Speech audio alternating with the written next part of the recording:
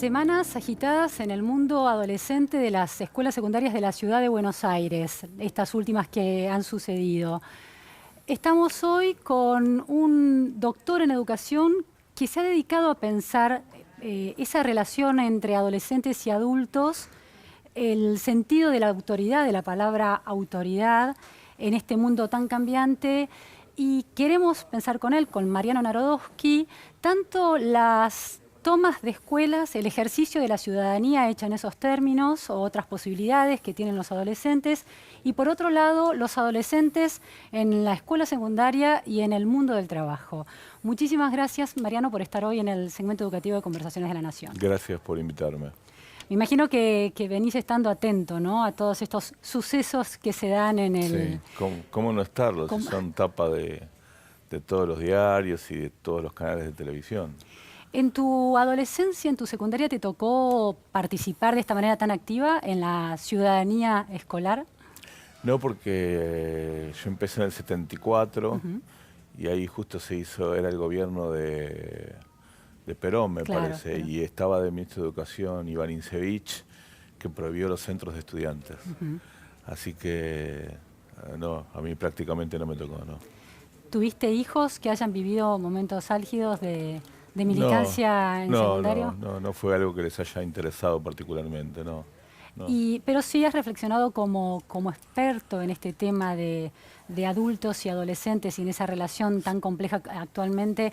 ¿Cuál es tu primer análisis del modo en que funcionan los adolescentes y del modo en que funcionan los adultos a la hora de limitar o no esas maneras de plantarse en el mundo?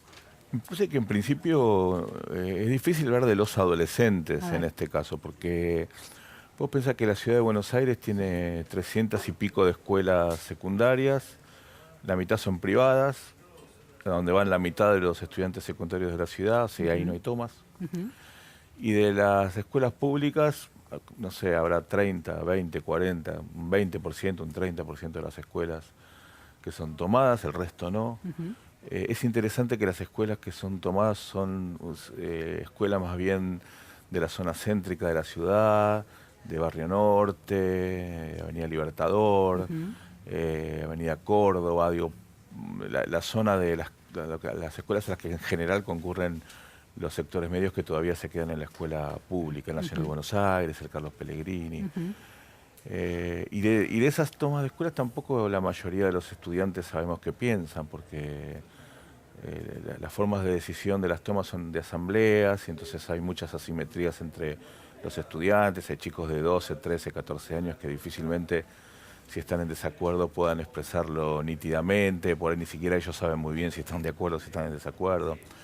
Con lo cual sí tenemos, digamos, un grupo de estudiantes muy importante que además que responde a un sector de la sociedad argentina, de la sociedad de Buenos Aires, del área metropolitana, que piensa que tomar la escuela por parte de los estudiantes está muy bien y que es algo natural. El otro día una colega que manda a los chicos, que manda a su hijo al Nacional Buenos Aires, me decía, uy, me tienen cansada con esto de la toma. Y yo le dije, pero vos sabías cómo es esto, porque en el Buenos Aires la toma es como, no sé, como el campamento, o no sé, las Olimpiadas Matemáticas. Como ritos de iniciación son casi, algo ¿no? que ocurre todos los años, prácticamente todos los años, y que forma parte de la identidad de esa escuela. Entonces, el primer punto es ese. Eso es algo que ya lamentablemente o por suerte, eso podemos analizar, pero que forma parte de cómo un sector, no sé si minoritario o mayoritario, pero un sector solamente de los adolescentes que estudian se expresa de esta manera. Es interesante que en las escuelas a donde van los chicos más pobres no hay tomas de escuelas. En el Gran Buenos Aires prácticamente no hay tomas. Hay algunas que además no salen en la televisión. Claro. En el interior muy pocas. Es un fenómeno capitalino. Urbano o capitalino de clase media profesional hacia arriba, es un poco la idea. Y de escuela pública, de sectores medios. Sectores medios y algunas escuelas públicas. Hay varias cosas que se disparan a partir de esto que decís. Por un lado, el tema de, uno de los argumentos es que la existencia de los centros de estudiantes en las escuelas secundarias y la existencia de las asambleas, no importa si a mano alzada, o sea, ese voto expuesto o con urnas, es un entrenamiento de los adolescentes, de alguna manera, su primera incursión en la vida democrática. por lo que vos señalás, es un poco dudoso que sea efectivamente así, porque la representatividad de la mayoría está puesta en duda, las minorías no están protegidas en su derecho a expresarse. ¿Cómo lo ves? No, no, es una forma de iniciación en la vida democrática. Lo que pasa es que mi punto central, y que hace muchos años que vengo sosteniendo en absoluta minoría, A ver. porque me parece que a nuestra sociedad y a la clase política no le interesa mi punto de vista demasiado, es que son personas en formación, no son actores políticos. Son menores de edad en son- formación. Más allá de que sean menores de edad, algunos ya son mayores, porque algunos están en 15 años, tienen 18, 19 años. Sí, o pueden haber repetido y... Claro, son claro. personas en formación, o en todo caso son actores políticos formándose como Sí. actores políticos. Entonces, eso significa que hace falta un rol muy activo de los quienes los forman. Ellos no se forman por sí mismos, los forman básicamente sus padres, que están bastante ausentes en general, y sobre todo los forman sus profesores, sus educadores. Entonces, en sí mismo que haya una asamblea y que se decidan las cosas por mayoría o vivo, no me parece necesariamente mal. Aun cuando esas mayorías sean, aun cuando ese trámite de votación sea imperfecto y silencia a algunos, como planteabas. Sí, o sea, me parece que se puede mejorar, pero me parece que no es el punto. Si ahí están ocurriendo cosas que estén a cargo de los adultos de esa institución que están ayudándolos a formarse y a descubrir cuáles son las mejores formas de participación política. Ahora, si ellos están solos ahí, y yo creo que los adolescentes están solos. Sí, sí, efectivamente. Si ellos están solos en la asamblea, están solos tomando la escuela, están solos pasando la noche. Me parece que es algo que claramente no les conviene a ellos. Por supuesto, cuando vos le decís esto a un adolescente, te saca rajando porque a los adolescentes no les gusta que le digamos esto. Claro, porque quiere estar solo, efectivamente, Exactamente, quebrando ese límite. Pero me parece que en una conversación entre adultos podemos distinguir lo que es un actor político formado, ponerle un sindicalista docente o un docente que decide hacer una huelga. No es lo mismo que un chico de 15 años o un grupo, por más numeroso que sea, de 15 años haciendo una toma de escuela, no es lo mismo.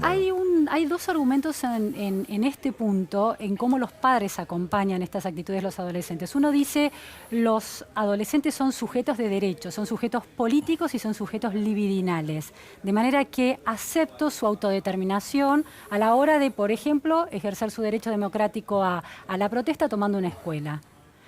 ¿Cómo ves esa posición? Pasa que son sujetos de derecho, obviamente, pero en formación. Y sujetos claro, políticos en formación. Y sí, no es lo mismo. Por ejemplo, la idea de que los estudiantes secundarios de 15, 16, 17 años negocien con un ministro de Educación, me parece que es una mala idea para los estudiantes secundarios.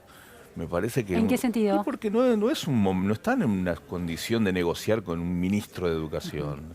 Por una cuestión de expertise, de conocimientos acumulados. De conocimiento, de trayectoria, de intereses, de responsabilidad. Claro. Son situaciones completamente distintas. Muchas veces los dirigentes políticos dicen, no se entienden lo que plantean porque a veces plantean Maldonado o no a la reforma o la ley de sucesión general, no se entiende y además no hay liderazgos identificables. Son adolescentes, claro, son obviamente, chicos. ¿qué quiere Claro. que sean? Claro. Entonces, a mí me parece que el problema es cómo resolver esto. Y me parece que la forma de resolverlo es entendiendo que son estudiantes secundarios que están en una etapa de formación, que a muchos les interesa la política y a muchos no les interesa la política. Y que me parece que el rol fundamental en la resolución de este tipo de conflictos, las amenazas de bomba, el bullying, las tomas de escuelas, son soluciones que tienen que dar los educadores de cada escuela. No hay alguien de afuera que lo pueda hacer. Si lo que sucede en la escuela es parte del proceso de aprendizaje y los docentes deberían estar activamente ejerciendo su rol. Exactamente. Esa es la idea. Lo que pasa es que, claro, cuando yo le planteo esto a los compañeros, a los colegas de las escuelas secundarias, ellos me dicen, bueno, pero nosotros acá estamos solos para afrontar esto y nosotros formamos parte de un sistema que tiene una normativa muy rígida y la verdad que tienen razón. Claro. Sí. Entonces, me parece que, como para tantas otras cosas, una solución viable es que un conjunto de decisiones dependan de los directivos y de los docentes y ellos puedan ir encontrando soluciones para esto. Eso no va a evitar que haya grandes movimientos estudiantiles, porque en otros países... aún existiendo autonomía en las escuelas, también existen esos movimientos, pero trascienden la situación. Mariano, vas sembrando muchos temas que quiero retomar. Dale. Otra de las posiciones de los padres es que, dado que estos jóvenes, estos niños, chicos, no niños, estos chicos, adolescentes, van a ejercer de esta manera tan activa su ciudadanía en construcción, los acompañan, por ejemplo, aportándoles colchones, alimentos durante la toma, dándoles el permiso efectivamente para pasar la noche en los colegios tomados. No, yo no le puedo ¿Cuál decir. sería No. A ver, No, no le puedo decir a un papá qué tiene que hacer. ¿vos qué harías? No sé. No sabés. No sé. No. Parece que eso forma parte del universo de lo íntimo, de lo privado, de las decisiones de cada uno. Me parece, sí, por ejemplo, que la dirigencia política, en este caso la Ciudad de Buenos Aires, que donde suceden las tomas, me parece que en su conjunto debiera definir si tomar escuelas está bien o está mal. ¿Es un delito o no es un delito? No, ya saquemos el delito. A ver. Despenalicemos. Sí. No, si está bien o si no está bien. Porque no habría que volver a pensar si una toma, qué tipo de leyes se está infringiendo, qué categoría de la democracia se está poniendo en juego ahí de manera problemática cuando se toma un colegio. Podríamos estar de acuerdo en otro contexto, pero eso me hace acordar las discusiones sobre si cortar la calle es constitucional o no es constitucional. Discutimos las grandes cuestiones y todo el mundo sigue cortando la calle todo el tiempo. Bien, entonces, ¿cómo habría, se resuelve en concreto Ajá. esto? Entonces me parece que en principio si la dirigencia política de la Ciudad de Buenos Aires se ponen de acuerdo los partidos políticos, las agrupaciones políticas, los dirigentes, en que tomar las escuelas está mal, que algún día se puede tomar un día como forma de protesta, como hacer una gran marcha, una huelga estudiantil, como había en otras épocas, ok. Ahora no, es que estar 15, 20, como están ahora, tantas escuelas, tantos días, claro. Me parece que eso es nocivo y del mundo político adulto se podría mandar un mensaje muy claro. Y segundo, obviamente que los gobiernos no pueden apelar al poder de los educadores cuando las papas queman. Claro, o sea, hay que hacerlo desde el principio. Sí. Porque bueno, ahora a un director de una escuela tomada o ya le saltó la situación, el tema es cómo hacemos para que no llegue a esto y cómo se pueda resolver de una manera satisfactoria.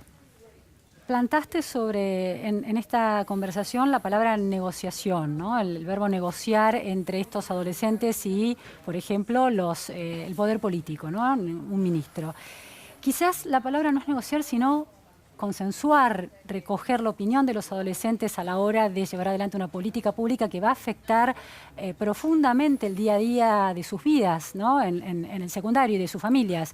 Eso es otra cosa. Eso es otra cosa, pero eso no tiene nada que ver con las tomas. Es bueno, decir, ellos demandan, uno de los reclamos al menos de estas tomas, es que no fueron nunca consultados al menos acerca de esta reforma que se pretende llevar adelante, la secundaria del futuro, el año que viene.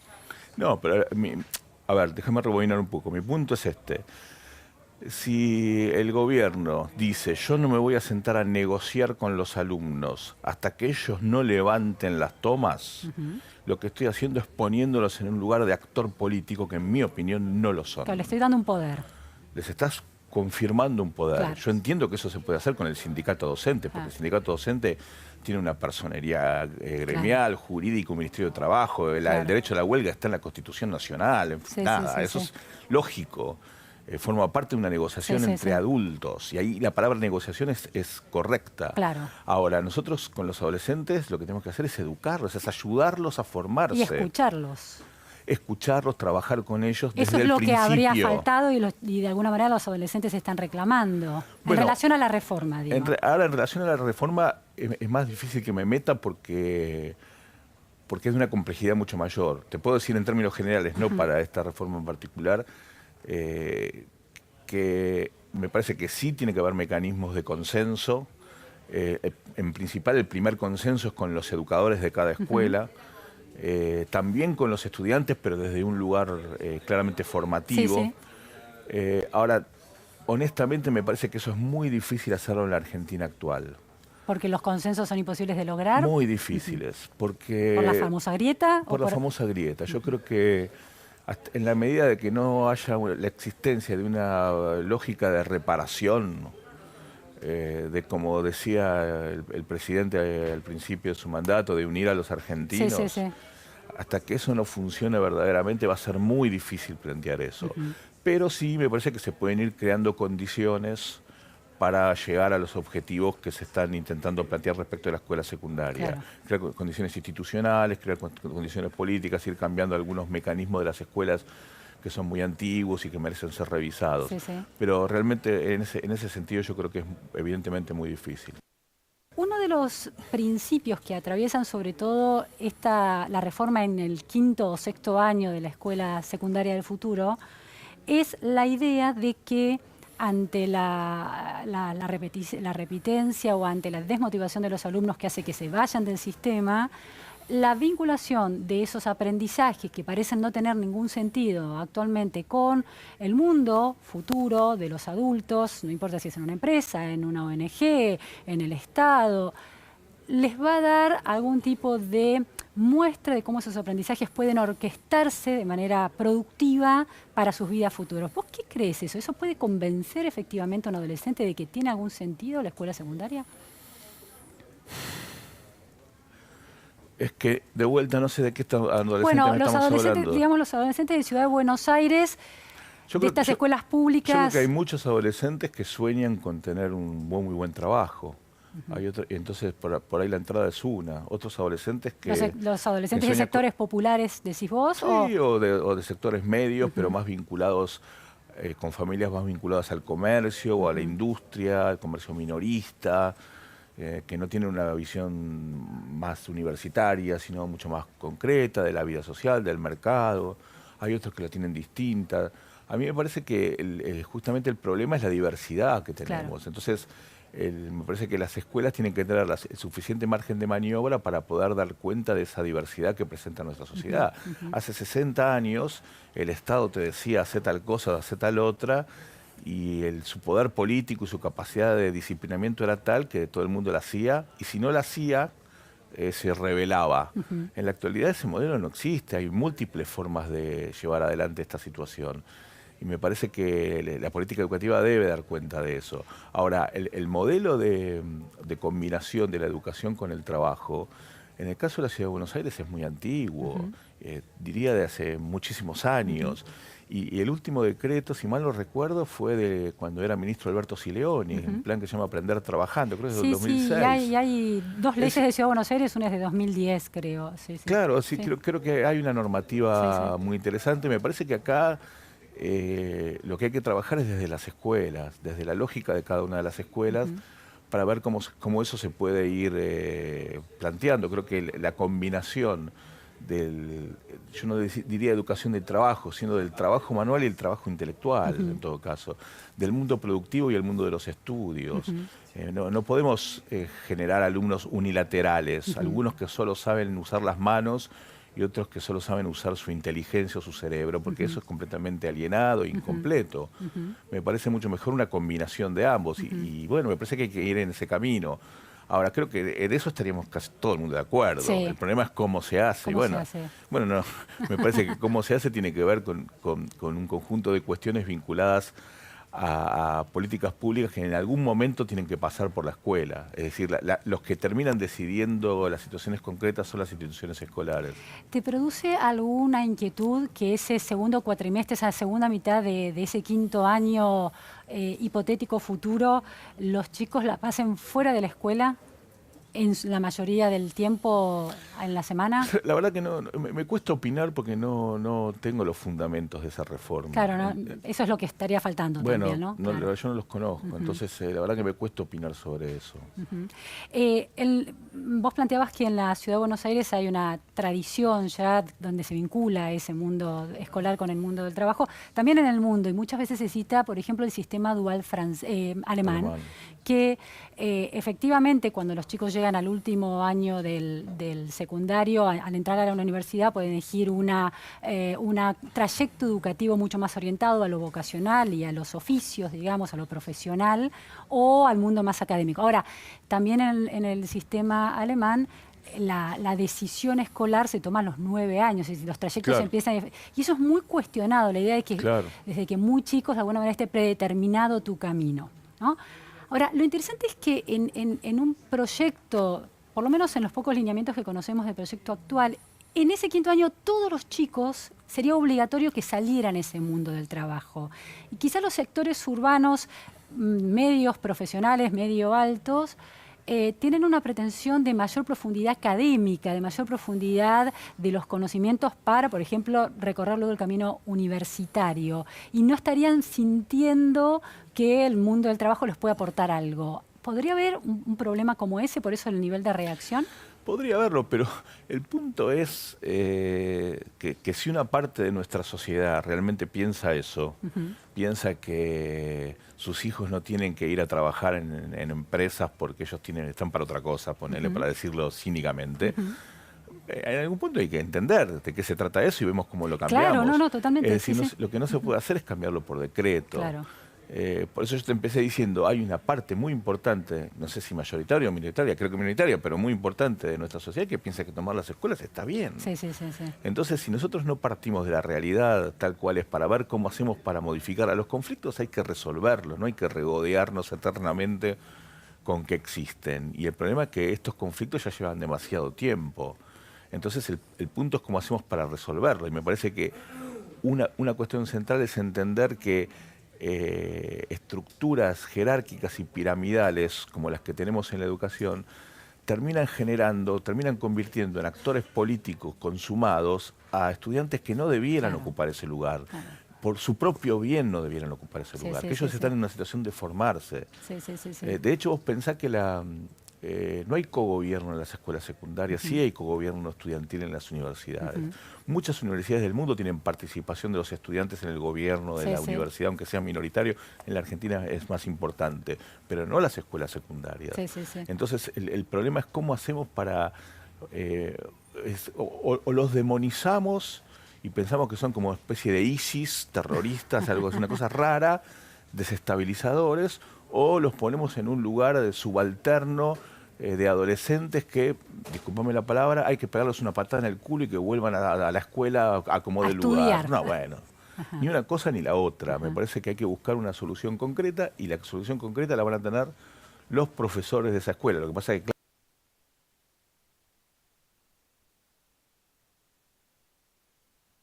claro, que los conocen además. Que los conocen, que saben quiénes son, que saben cómo actuar. Y si no saben ellos, no saben nadie. Claro, el problema es si saben cómo actuar. Yo creo que en la medida que ellos tengan margen de maniobra, tengan confianza de las autoridades y la sociedad, puedan hacerse cargo, no estén todo el tiempo pensando qué van a decir los de arriba, qué no van a decir los de arriba, me parece que va a haber un círculo virtuoso para empezar a ir resolviendo estos problemas. Última pregunta, Mariano. Señalabas la grieta, hay una matriz política que domina la identidad personal en la Argentina, ¿no? Ideológico, política, y hay una narrativa casi de guerra, ¿no? Los chicos hablan de lucha, de batallas, de golpe político. Ese es un problema también, el modo en que cómo nos autopercibimos y percibimos al otro. Un problema que está instalado también en la adolescencia, ¿o no? Sí, pero es un tema argentino de mucho tiempo.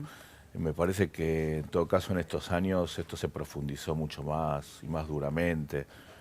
Yo recordaba el otro día que fue el Día del Profesor, que el Día del Profesor se instaura como una respuesta de la Iglesia Católica en homenaje a Estrada, como respuesta al 11 de septiembre, que es el Día del Maestro, en homenaje a Sarmiento laico, o sea, Sarmiento laico, Estrada católica. De hecho, cuando yo iba a la escuela secundaria, los primarios tenían feriado el Día del Maestro, los secundarios teníamos feriado el Día del Profesor, porque fue una concesión que justamente había hecho la dictadura, no había feriado el 21 de septiembre, nosotros teníamos que hacernos la rata para eso. Entonces, estoy hablando de cosas muy antiguas. Entonces, me parece la división, el otro es un diferente. La Argentina no tuvo una clase dirigente con la suficiente capacidad de construir un consenso posible y de limitar disensos razonables. Entonces cada problema actualiza el problema anterior. Sí, no es marginal de corrección del sistema, sino es a matar o morir. Exactamente. Muchísimas gracias, Mariano. Fue súper interesante para pensar este momento de los adolescentes y de la Argentina también. Mariano Narodowski en Conversaciones de la Nación.